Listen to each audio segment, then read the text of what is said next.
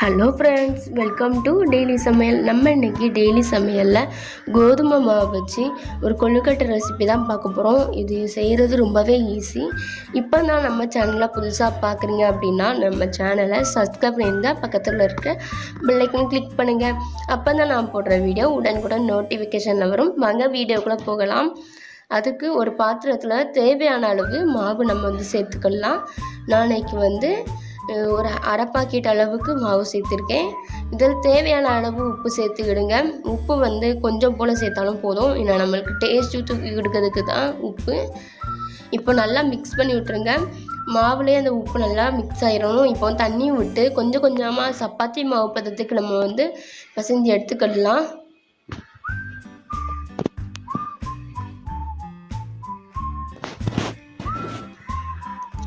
இப்போ பாருங்கள், சப்பாத்தி மாவு பதத்துக்கு பிசைஞ்சு எடுத்தாச்சு. இந்த மாதிரி சின்ன சின்ன உருண்டையாக நம்ம இதை பிடிச்சி எடுத்துக்கலாம்.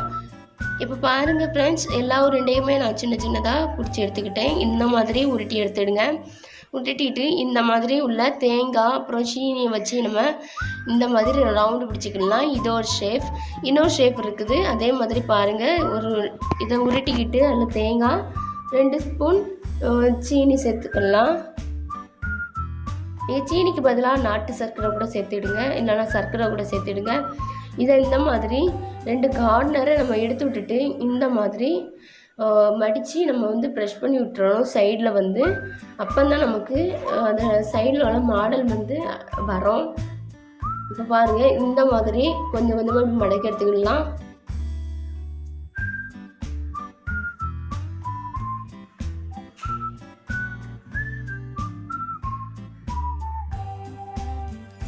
இப்போ பாருங்கள் ஃப்ரெண்ட்ஸ், இந்த மாதிரி வடக்கியாச்சு. அவ்வளோதான். இதே மாதிரி எல்லாமே ப்ரிப்பேர் பண்ணி எடுத்துடலாம். இப்போ பாருங்கள், எல்லாமே அந்த மாதிரி ப்ரிப்பேர் பண்ணியாச்சு. இப்போ இதை ஸ்டவ் ஆன் பண்ணி நான் ஏற்கனவே தண்ணி ஊற்றி இட்லி பாத்திரத்தை ஹீட் பண்ணி வச்சுருந்தேன். ஸோ இதில் எடுத்து வச்சுக்கலாம்.